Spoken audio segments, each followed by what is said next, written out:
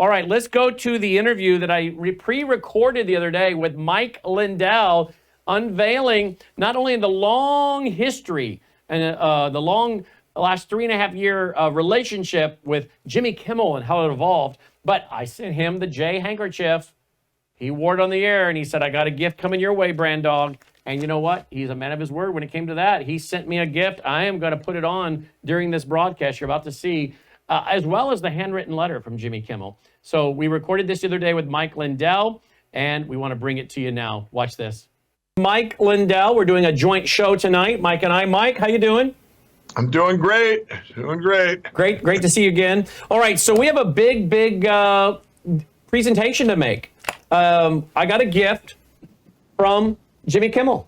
Big gift. Oh, you did? Yep. There it is. You know, he said, I'm going to send a gift to you, Brand Dog. I guess I got a nickname. You know, he went from saying, I watched 17 hours of that Frank speech-a-thon. I still don't know who his sidekick is. So we've gone from that to now I actually have a nickname. He knows who I am, and he sent me a gift. Now, it's all started, of course, on the Frank-a-thon. We'll talk about that. But I also sent him the J handkerchief because he was making fun of mine.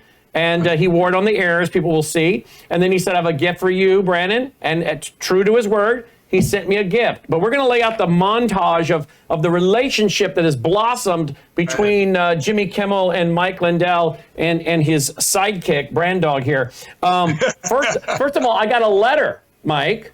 Oh, you got a letter with yours, huh? I got a letter, and I will read it to you. And then we'll show you what's in the box here in just a little bit. It's Jimmy Kimmel Live, right on his own station head. Jimmy Kimmel Live, Hollywood, California. Brannon, a special gift just for you. I hope it doesn't make Mike jealous. XO, Jimmy. Right on. I'm now getting an XO from Jimmy.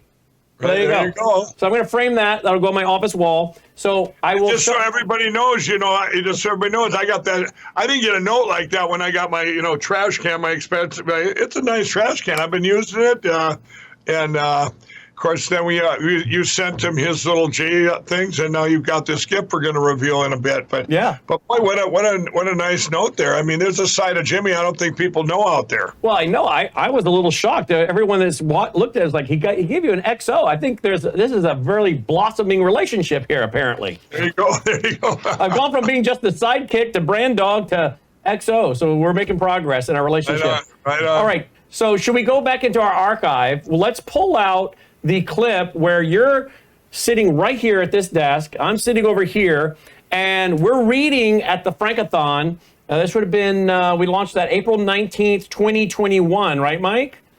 And we're reading articles. Anniversary. Yep. Yeah, we're reading articles about Jimmy, and that's when I alert you that, hey, Jimmy Kimmel just invited you on his show, and then we're going to see in that montage him talking about it, you talking about it, and then your actual going to him in California for your first interview in studio. Let's roll that. Jimmy, if you're out there, we did try and get a hold of your publicist. Did we get a hold of them? Did they respond? What did they say? Got an email. They want you to come on. Oh, wow. We got an email. Jimmy has invited me on. Oh, are you really just now? This is breaking news here on Frank. Wow, I'm open to it, and I did promise them all they're going to get my pillows in the audience. That's good. Hey Siri, set reminder. Next Wednesday night, we will be visited in studio by the My Pillow man himself, Mike Lindell. I know. All our dreams are coming true. Mike Lindell launched a new social media website for people who are too crazy for Twitter. With a 48-hour live stream, he called it the Frank-a-thon. That Frank-a-thon was a wonder to behold, from beginning to end. Please welcome Mike Lindell.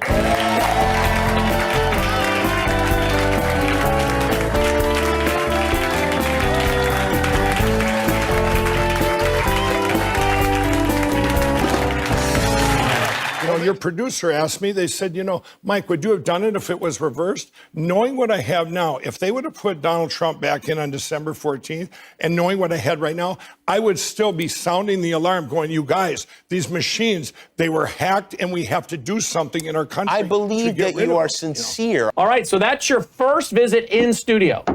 Right. And you know what? The significance of that, everybody, if you go back in time, that was a game changer because everybody, you know, from the time I got my first piece of evidence that explained it was machines and it answered all the questions I had about this stolen election and everything. And everybody up to that point was attacking me, going, you know, Mike's trying to overturn the 2020 election. Mike's trying. He wants his friend Donald Trump in. And if you heard there when he asked me, you know, if your friend Donald Trump was, if it was that shoe was on the other foot, would you still be sounding the alarm? And I said, absolutely, I would, because by the time I went on Jimmy's show, at that point, I already knew everything. I could not. Say, oh, I didn't see that, I didn't see this, or I can't, you know, everything I knew then, or I don't know this. By the time I knew everything there, by the time I went on Jimmy Kimmel, I knew that we have to get rid of the electronic voting machines. We have to. We have to go to paper ballots, hand counted. It wasn't about just one election, okay? And I've said it many times, Brannon, since if they would have overturned it back in November and December to Donald Trump in 2020, we would have lost our country forever based on knowing what they can do with these computers. And so that historic first appearance on Jimmy Kimmel, I believe, changed everything. And one of the things that you didn't see on there, I remember when we went to a break, I said, we went to a commercial. I said, Jimmy, I said, you know, we need to unite this country. This stuff is real. And I said, they attacked you when you did blackface in the 90s or whatever. And he looked at me, he goes, yeah, but Mike, I did something bad. All you've done is back a man you believe in. And, you know, when I went on his show there, they had the list of hit jobs he had to do on me, all these lists of attacks from crack cocaine, as you heard, you know, all these different things to attack me. You're, you know, a tinfoil hat, and Mike, you're, you know, are you seeing things, the paranoias of crack and all this? But his attack, he asked me something, I don't know, something about, did I know what an IP was or all these things? And I said, you know, I just have the evidence. I'm not a cyber guy, but I am a numbers guy, you know. And so, but he had told me, you know, he said even to the audience, he had hit people that didn't want me to come on his show. As everyone in the country, or a lot of people were telling me, don't go on his show. Because it was like at that time, they could have put the last fork in, you know, just let's just destroy Mike Lindell, because they had took all the box stores. It was just canceling out for putting, we had done absolute proof, absolute interference, and boy, they wanted it silenced, right? Right. But Jimmy, and then on his side, if they didn't want it, just in case he couldn't attack me enough to completely, you know, destroy me. So you both had people were saying to him, don't have Mike Lindell. People were saying to you, don't go on Jimmy. So both sides were discouraging what you and Jimmy were going to do. Absolutely. But if you go back in time, that's the number one show up there. If you put Jimmy Kimmel, Mike Lindell on, but I can even say Jimmy Kimmel now. I know back then Kimball, I was Jimmy Kimball, and so he's took that to the next level with the fake mic and everything, and he has fun with that. But when it left there, the manifestation that when he asked me if the shoe is on the other foot, would you still be sounding the alarm? And I said, absolutely, I would. Everybody in the country knew, they knew deep down that is me, that this is what I'm seeing. I had no reason to lie about that. Well, after that show, Brannon, the Washington Post and I think it was Political, came back to Minnesota here, and they questioned people in all these towns around here, because I've lived here all my life, and people, friends, it didn't matter who they went up to. Like, Mike, you know Mike Lindell? Well, yeah, we do. You know, well, would he still be sounding the alarm if Donald Trump had been selected, like he says Biden had? And everybody said, yes, he would. Yes, he would. But you didn't see that article come out, you know. But what it did, I believe that show opened the eyes of everybody, especially on the left there. I wanted to reach out to them and say, hey, this isn't about Donald Trump or about the stolen 2020 election. It is bigger than that. This is much bigger than that. This is about our election platforms. And as you know, Brannon, from that point on, for the last 3 years, I've been fighting that to the point, which we'll talk about in a minute, to the second time I went on Jimmy, and which we had many things in between. Think of all the skits he had in between there. And but after that relationship, when he had me on there that first time, that's I think from that time on, it was like a regular. But I don't know when he got the fake mic, but he was a big watcher of our show. I think, and he's serious. What did he say? He watched 17 hours. Like 17 hours, yeah. And he did. I asked his producer guys, do you really watch that? He goes, oh yeah, he's big fans of you guys.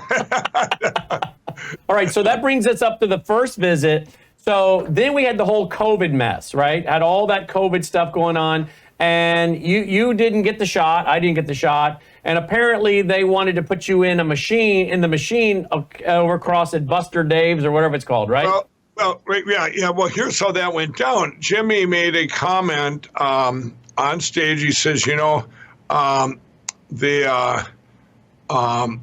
he made a comment because we were reaching out, I think, on the show, saying, I'd go on Jimmy again. I want to go on. I'd love to go back on there or whatever. I think as our different shows we had talking about him, and he made a comment. We'd have Mike Lindell back, but he didn't get vaccinated, so we'd have to put him in a claw machine across the street at whatever that place was. Buster Dave's or whatever it is.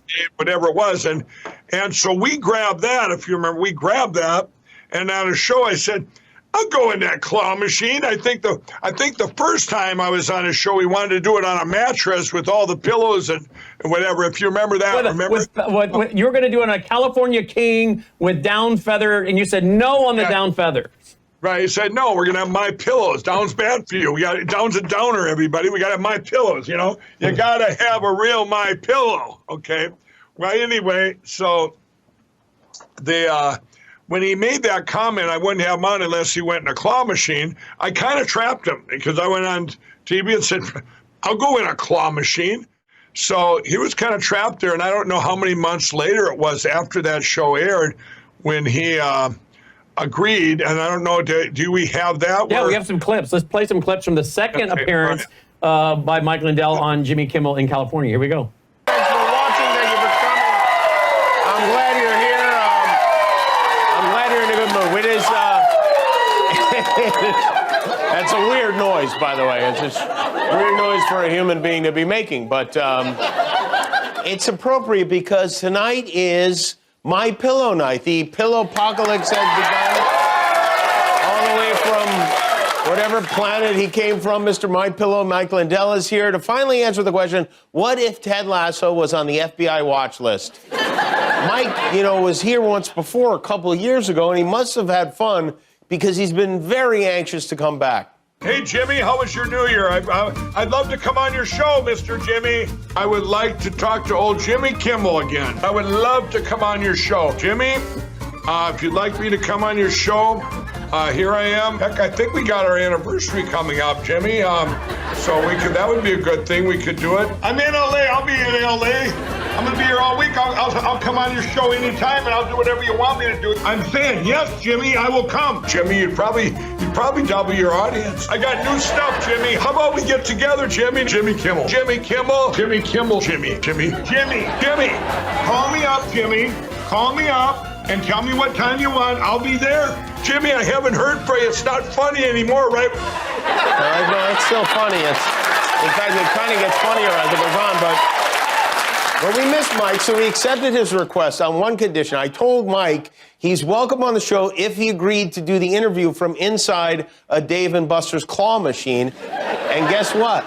Jimmy Kimmel has Mike Lindell, I don't know, round 3 or 4. Thank you for putting yourself through what Jimmy Kimmel's going to put you through, whatever it's going to be. Yeah. And by the way, everybody, I'm going to be inside of a claw game, inside of where they grab the stuff because he doesn't want, you have to be vaccinated there, so he's good for his protection. No, well, hold on. I do want to make something clear. I did not insist that Mike be in a claw machine because he's not vaccinated. I insisted he be in a claw machine because it's hilarious. This isn't a political statement. This is just for fun. And Mike has had a busy week. You know, he decided to run for chairman of the Republican National Committee.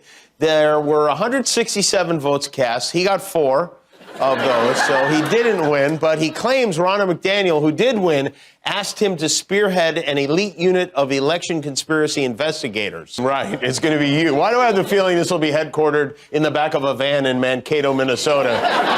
Mike Lindell's election crime units, it sounds like it would be a great primetime show for NBC. So here's Mike actually in the claw machine, the second visit to Hollywood. Here we go.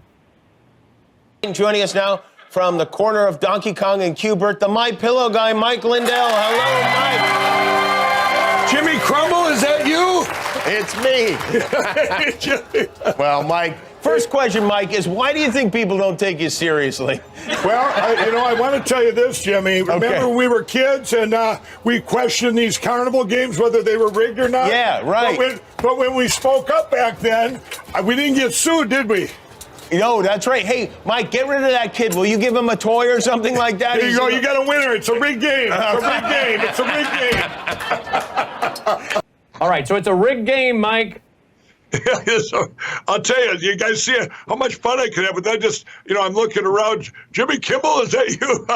And then, but all that stuff, it just came to me because it was like having fun with it. One of these things when I do go on, most of it is shows that are on the left or interviews. And if you're always telling the truth, you don't have to practice what you're going to say, like these depositions they have, Brannon, now, oh yeah, we got to practice for the deposition. What? So I know what to say. I know what to say. I just spew it out there. I'm about as transparent as any person in the history. Here you go. I'll tell it like it is. I was an ex-crackhead. I can't change the past, right?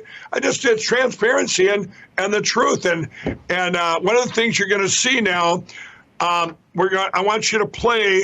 There's a part of when I was in that machine where Jimmy tried to backpedal and say why I'm in the machine. And the reason I was in the machine, everybody, was because he said the thing which you're going to see. I want you first to watch the claw machine here when Jimmy says, oh, no, I don't know. It had nothing to do with being vaccinated. And right after that, everybody, you're going to see where Jimmy says, I won't have Mike here unless he's vaccinated. So let's roll that one. All right.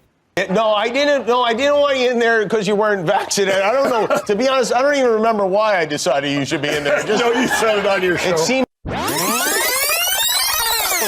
And I'd love to have him on the show. I can't, though, because he's not vaccinated. He's an anti-vaxxer. We have a policy here. You're not vaccinated. You can't come in our building. But, Mike, here's what I will offer, okay? You can come to L.A. You can even park in our parking lot if you want. There's a Dave & Buster's across the street, okay? And inside that Dave & Buster's is a claw machine. We will put you in this claw machine. And I will interview safely from there. I know you're very focused on machines, and that way you can get your message out, maybe even take home a stuffed monkey.